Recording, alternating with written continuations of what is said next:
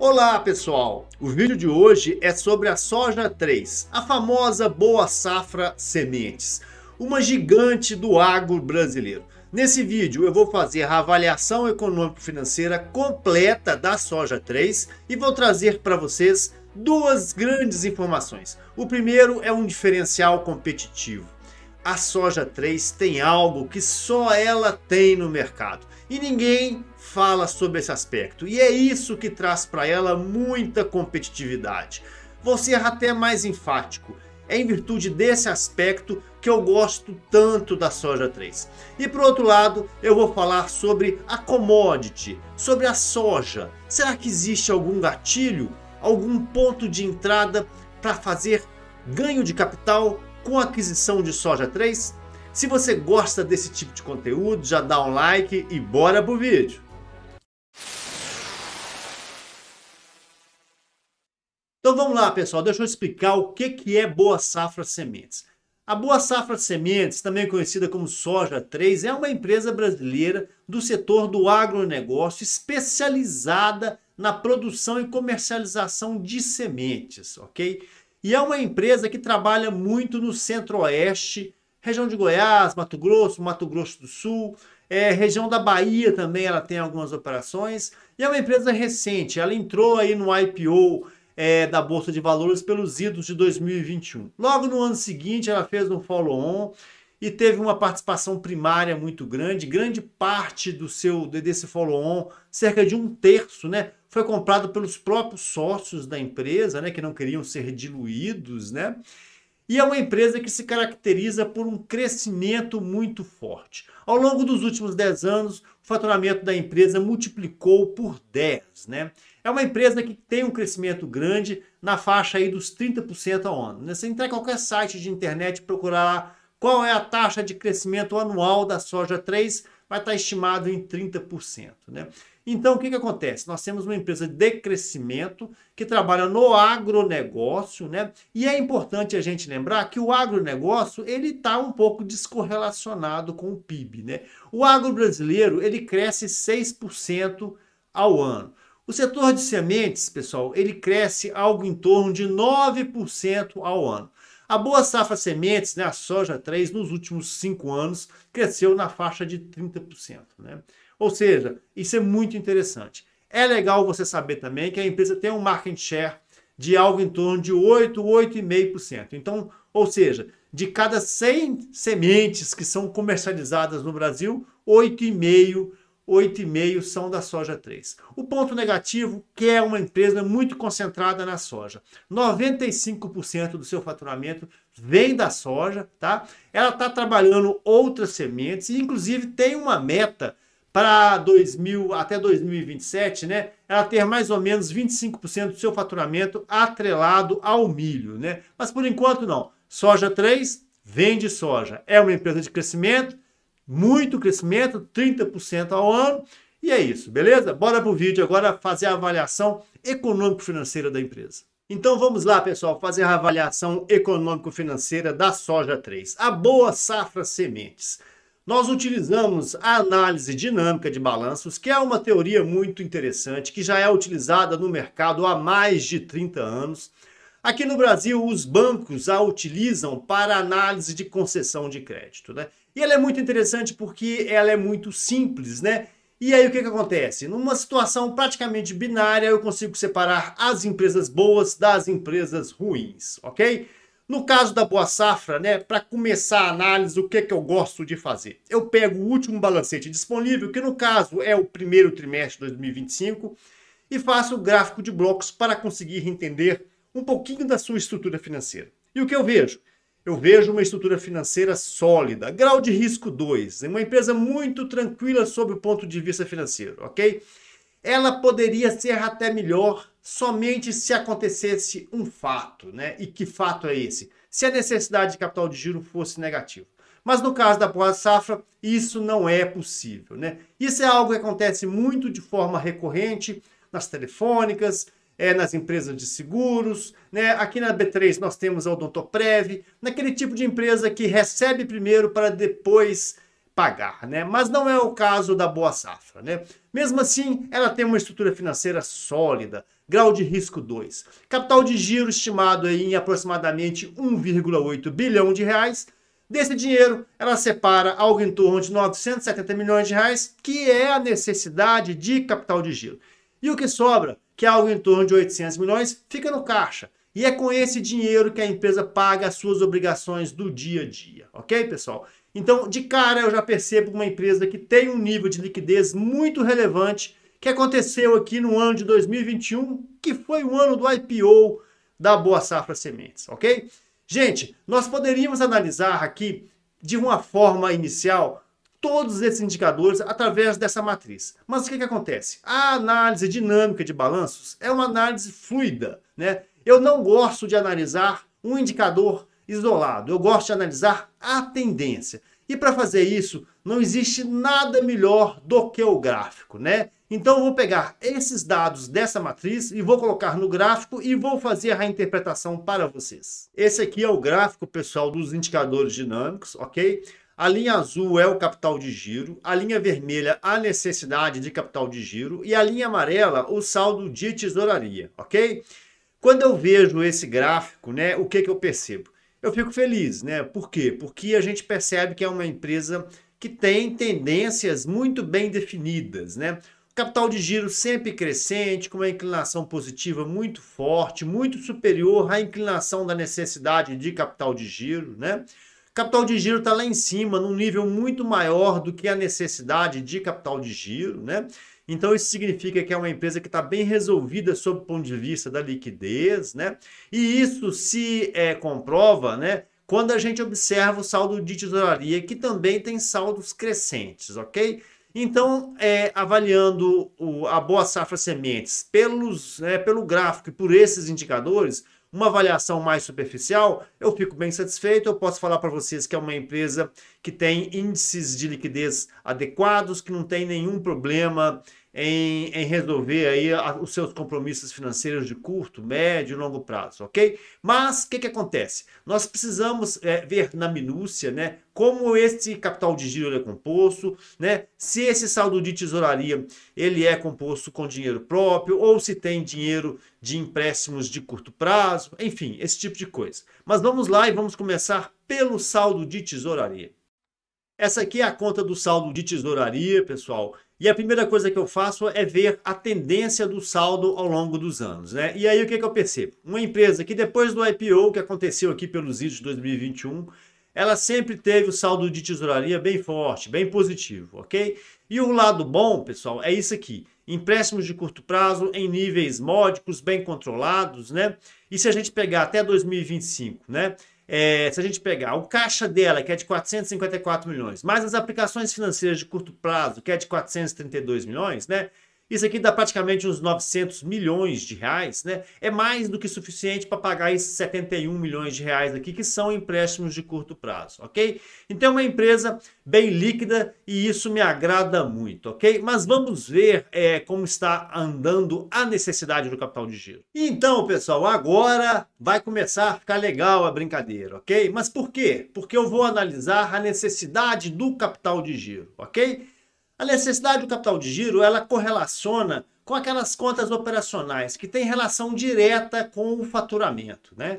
Então, por isso que aqui nesse slide eu coloco a necessidade do capital de giro aqui embaixo e a receita, né? E faço isso para quê? Para verificar como a necessidade do capital de giro se comportou, como ela cresceu e compará-la com o crescimento da receita, ok? No caso da Boa Safra Sementes, né, nós sabemos que houve um IPO em 2021, então a partir de 2021 é que suas operações ganharam volume, ganharam escala. Então, nesse caso, eu vou comparar o crescimento da necessidade de capital de giro de 2021 a 2024 com o crescimento da receita de 2021 a 2024, ok? E o que eu percebo? Uma receita que aumentou 76%, saindo de 1 bilhão, batendo 1.841, né? E uma necessidade de capital de giro que cresceu 180%, saindo de 311 milhões, batendo seus 880 milhões, né? Então, aqui eu coloco uma bandeira amarela, né? De atenção. Mas por quê? Simplesmente porque a necessidade de capital de giro cresceu muito mais que o crescimento da receita. E isso não é legal, isso não é desejável, tá? Mas eu já estudei e eu já sei o que aconteceu. Vamos lá, vou explicar. O que aconteceu no caso da Boa Safra Sementes, pessoal, foi um descontrole do contas a receber e dos estoques, ok? E eu vou mostrar para vocês, beleza? De 2021 para 2024, né, o contas a receber aumentou em praticamente 370 milhões de reais, já os estoques aumentaram em 132 milhões de reais, ok? Beleza, nesse momento você deve estar pensando assim, cadê a distorção? Gente, a distorção está de 2023 para 2024, tá? Em 2023, a empresa faturou 2,1 bi, né? Em 2024, ela faturou 1,8 bi. Então, pessoal, era de se esperar que o contas a receber diminuísse e que os estoques diminuíssem também. Mas não foi isso que aconteceu, ok? O contas a receber saiu de 480 milhões, bateu seus 577 e os estoques praticamente dobraram, né? E aí você deve estar pensando, por que isso aconteceu? Simplesmente dificuldade de venda, né? Quando a gente analisa o contas a receber, né, e a gente percebe um aumento de valor desse isolado e ele é totalmente desproporcional ao aumento da receita, isso significa que a empresa flexibilizou as condições de pagamento, ok? E por outro lado, se o estoque aumentou, significa que ela está mais estocada. Ou ela planejou errado, ou ela vendeu menos, beleza? Então, no caso da Boa Safra Sementes, o que a gente percebe é que a necessidade de capital de giro foi mal administrada nessas duas contas. E isso impactou nesse aumento da necessidade de capital de giro mais do que proporcional ao aumento da receita.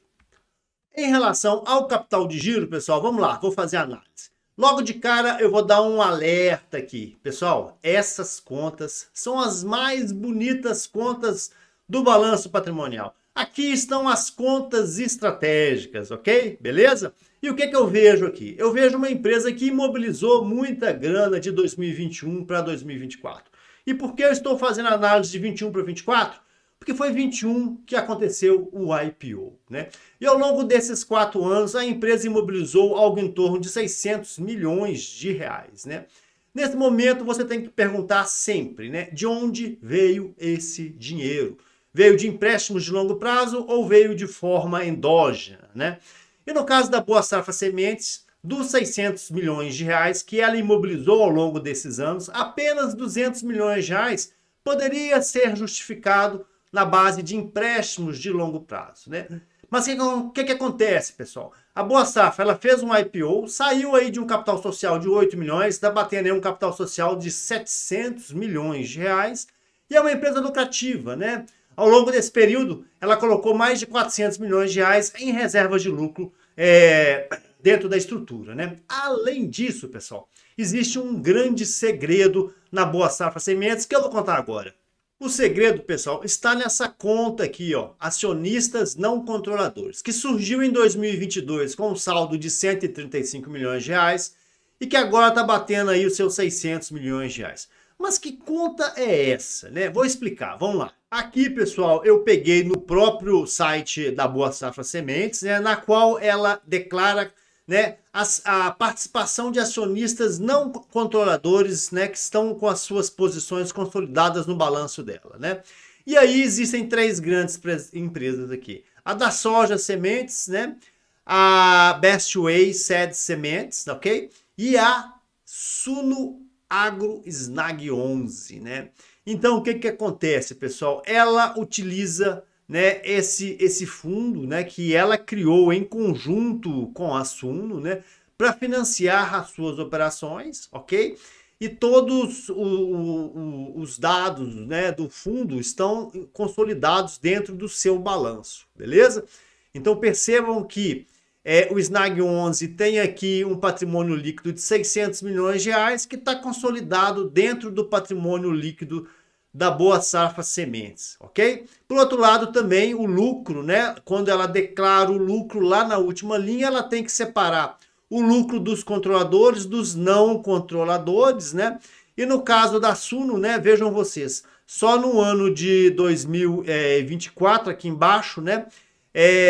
O Snag 11 deu um lucro de 75 milhões de reais que foi remetido lá para a Suno fazer a distribuição de forma de dividendos mensais aí para quem possui as cotas do SNAG 11, né? A grande sacada da Boa Safra Sementes é que ela faz a securitização de seus recebíveis. Quando ela criou, né, o SNAG 11 em conjunto com a Suno, né, basicamente o que ela faz? Né? Ela corre lá, vende os seus produtos lá para os produtores rurais, criam grandes pacotes com conjuntos de centenas, dezenas, né, milhares de pequenas vendas. Aí ela cria o CRA, repassa esse CRA para o SNAG 11, o SNAG 11 paga ela à vista, né? E aí depois o SNAG 11 vai receber a prazo lá do devedor, né? Então, pessoal, é por isso que quando nós abrimos a conta de endividamento, nós percebemos que a empresa tem uma situação muito saudável, né? Dívida líquida negativa, e essa estratégia da empresa de utilizar o SNAG 11 vem ajudando a companhia a ter indicadores bem interessantes, ok? De qualquer forma, é uma empresa que tem dívida líquida negativa e isso é muito interessante, e isso é um ponto que dá muita robustez para a companhia a nível de caixa. Em relação aos indicadores da DRE, pessoal, eu trabalho com apenas 4 indicadores, que é o faturamento, o CMV, o EBIT e o lucro líquido, né?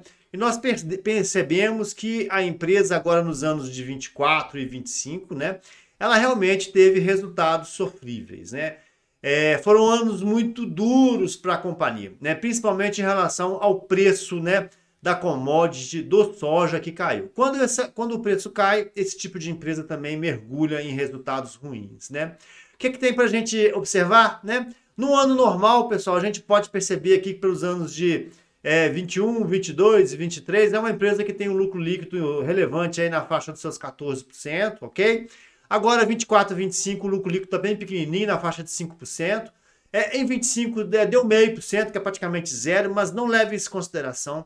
A Boa Safra Sementes é uma empresa extremamente sazonal. O primeiro trimestre é muito fraco, o segundo é muito fraco, o terceiro e o quarto, né, é onde estão as vendas, ok? Então não adianta fazer análise de Boa Safra Sementes avaliando 1, 2 trimestres. Você tem que fechar o ano, beleza? Senão você vai ser injusto, né? Em relação aos resultados da empresa, é importante observar também que a empresa separa o lucro líquido dela do lucro líquido da controladora, ok? E aqui vale uma observação. Vamos lá. O lucro líquido consolidado, por exemplo, em 2023, bateu 345 milhões de reais, tá? Sendo que da controladora era apenas 301. 45 milhões aqui deve ter sido praticamente todo ele do SNAG, né? Em 2024, né, a empresa deu 160 milhões de lucro, beleza? E o lucro líquido da controladora foi 93 milhões. Então essa diferença aqui, pessoal, de 160 para 93, é o dinheiro do SNAG e daquelas outras duas empresas que ela tem lá, da Semente e Best West, um negócio assim. Enfim, são operações bem pequenininhas, de milho, coisa praticamente irrelevante, né? O que é importante é vocês perceberem que essa distorção que existe entre o lucro líquido consolidado e o lucro líquido da controladora é basicamente dinheiro do SNAG 11, ok? Agora, pessoal, é uma empresa que mesmo no momento ruim conseguiu se livrar, né? Se passar bem. Imagina vocês, né? Não deu prejuízo, está no lucro, não está endividada, tem uma estratégia interessante, é referência, tem um market share de mercado de aproximadamente 8,5%. Então, ou seja, está conseguindo sobreviver, inclusive na baixa. Então vamos lá, pessoal, sob o ponto de vista econômico-financeiro, o que eu percebi? Eu percebo que é uma empresa que tem uma estrutura financeira robusta, né, grau de risco 2, sem problema nenhum de inadimplência, né, tem um capital de giro estimado aí na faixa de 1,8 bi, tem uma necessidade de capital de giro de 1 bilhão de reais, né? Então sobra dinheiro, sobra 800 milhões de reais no caixa, né? Nós percebemos também que esse dinheiro é predominantemente originado no seu capital de giro próprio, né? É uma empresa que conta com muito pouco dinheiro de terceiros, é uma empresa que tem dívida líquida negativa, e isso é muito bom, né? Porque no caso da Soja 3, que tem uma operação mais justinha, né? São margens mais justas, né? Só para você ter uma ideia, né? É uma empresa que fatura na faixa de 1,8 bilhão de reais e tem um EBIT de 8%. Mas graças a Deus, em virtude dela não ter reendividamento, ela gera um resultado financeiro positivo, e isso dá uma salvada no seu lucro líquido, né? Então, normalmente é uma empresa que vai tender a ter um lucro líquido levemente superior ao seu EBIT, né? Tem um ponto aqui que a gente tem que parabenizar a Soja 3, é a questão do Snag 11. Essa estratégia do Snag 11 ela é sensacional, né? Porque se por um lado ela resolve o problema do produtor rural, né? Porque passa, né, a ter uma condição de pagamento mais interessante, né? Porque a Boa Safra ela pode dar uma flexibilizada nisso, ela pode dilatar o prazo de pagamento, por exemplo, né? Ela pode dar crédito, né? Conceder crédito para aquela venda, né? Porque na medida que ela faz os CRAs e repassa para o Snag 11, tá tudo tranquilo, né? Por outro lado, também ela consegue uma fonte de recursos, um funding, né, de financiamento muito barato, né? Ela consegue isso a 1 e alguma coisa, 1%, 1,1%, 1,2%, nessa faixa, né? Onde ela iria conseguir uma fonte de financiamento de tanto recurso, né, a um valor tão baixo, né? Uma estrutura financeira engenhosa, que eu acho interessante. E o legal dela é que na medida que a Boa Safra Sementes ela for crescendo, né, o Snag 11 também pode crescer. Então, pessoal, para que lado que vai o preço da soja, né? Se você parar, entrar aí e procurar saber qual está a cotação da soja, né? Existe a bolsa de Chicago, você vai ver lá que está em torno de $1.000, né? Já bateu 1.600, agora está em torno de 1.000. Nós estamos chegando numa faixa na qual a soja ficou encaixotada pelos idos de 2015 a 2020. Nessa época, né, entre 2015 e 2020, ela sempre girou aí em torno de $900, né? Essa será que é a nova faixa de preço da soja para os próximos anos, né? Então, pessoal, é importante nós entendermos como o preço da soja ele é calculado no mercado. É muito simples, são 3 variáveis. Em primeiro lugar, ele leva em consideração o preço da commodity na Bolsa de Chicago, ok? Que é dado em dólar, é o mercado de futuros. A esse preço tem que ser acrescido os custos de logística, né? É quanto custa tirar a soja do campo e colocar ela no porto. E por fim, existe um prêmio. E esse prêmio ele pode ser positivo ou ele pode ser negativo, ok? É um plus ou uma punição. No caso do Brasil, o que nós vemos é que normalmente a soja brasileira ela recebe um plus, um adicional. Mas por quê? Porque a soja brasileira ela é de alta qualidade. Se nós pegarmos a soja brasileira e compararmos com a soja americana, nós vamos ver que a nossa soja tem algo em torno de 37 a 38% de proteína. Isso é mais ou menos de 2 a 3% a mais de proteína do que a soja americana. Você acha isso pouco? Não é pouco. Imagina uma China que utiliza soja para ração animal. Então, quanto mais proteína tiver na soja, mais barato fica, né? Você comprar um insumo para alimentar e para engordar os seus animais lá do outro lado do mundo. Então o chinês, geralmente, ele dá preferência à soja brasileira, ok? Em relação ao teor de gordura, todas as sojas giram em torno dos 22%. Não tem tanta diferença. Na proteína, sim, a nossa soja ela é muito melhor e isso faz com que o nosso produto ele tenha uma preferência no mercado internacional e ele seja vendido um pouquinho mais caro. Por falar em China, pessoal, a China é o maior mercado de soja do mundo. 60% da soja que é produzida no mundo vai para a China. E ela tem 2 destinos. Ou ela vai para a prensagem, para a produção do óleo de soja, ou ela vai para a fabricação de ração, ok? E aí, que ração que é produzida na China?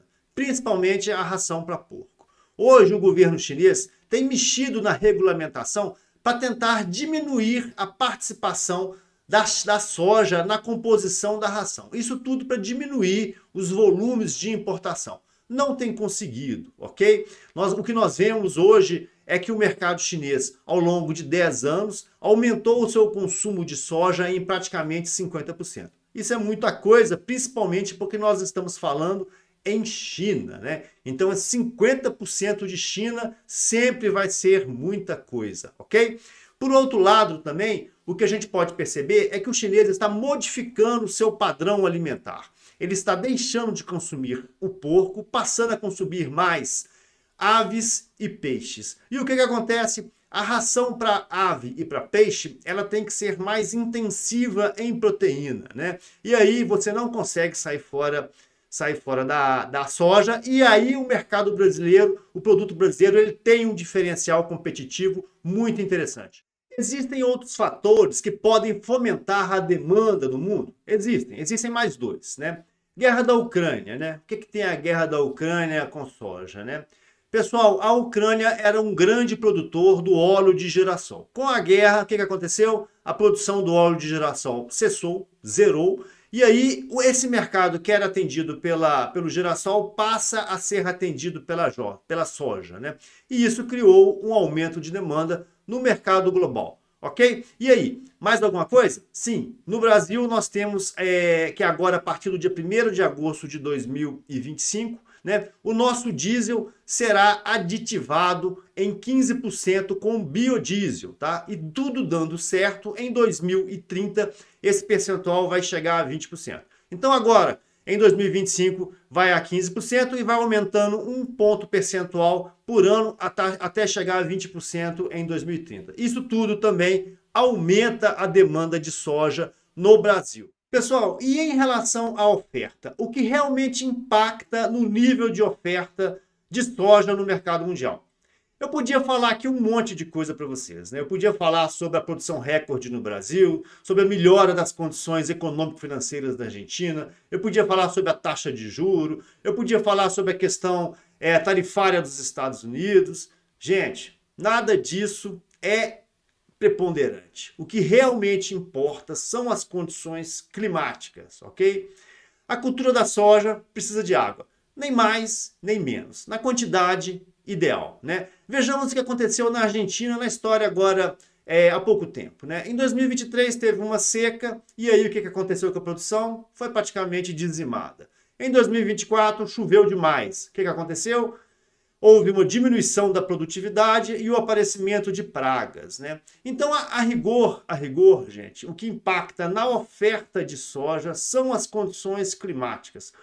As outras variáveis, elas são variáveis satélites. Impactam, né? Mas se a gente fosse fazer uma correlação de quais seriam os itens, né, mais importantes, é a condição climática que ganha, ok? Então, pessoal, nós temos uma empresa, né, uma boa safra sementes adequada, que tem uma estrutura financeira adequada, que tem margens condizentes, né, com o mercado que ela atua, que tem uma estrutura financeira que se autofinancia, beleza?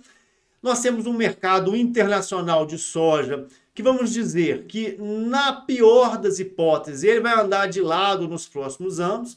E nós temos um mercado internacional de oferta, né, que ele é fortemente impactado por apenas uma variável que é preponderante, que são as condições climáticas, né? São os incêndios, é o excesso de chuva, é a falta de chuva, é os efeitos do El Niño, La Nina, é esse tipo de coisa.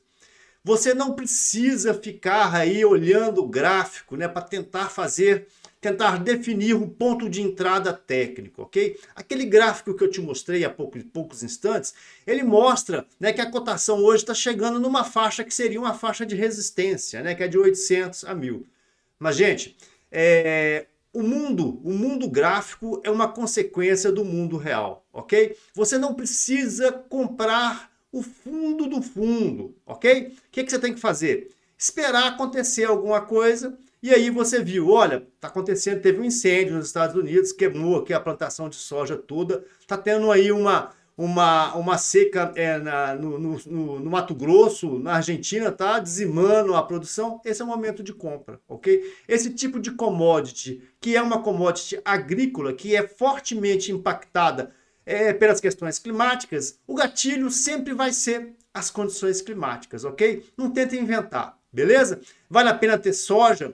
Eu acho que vale a pena ter soja para o longo prazo, ok? Eu tenho na minha carteira uma participação aí de algo em torno de 5%, se não me falha a memória, ok? Não olho essa empresa como uma empresa de dividendos, ok? É normal, ela é uma empresa de crescimento, mas eu entendo que no longo prazo ela tem tudo para deslanchar, beleza? Mas é uma empresa para comprar, sentar em cima dela, lá para frente você vende. E aí, pessoal, chegamos ao final, né? Vocês gostaram do vídeo? Nossa, avaliar empresas de commodities, né, é muito complicado. Elas são muito complexas. O estudo é muito grande. Peço desculpa aí se o vídeo ficou um pouco maior. Mas então, se de alguma forma eu trouxe para vocês alguma informação que vocês não sabiam, já vale o like, né? Muito obrigado, bons investimentos e, principalmente, fiquem com Deus.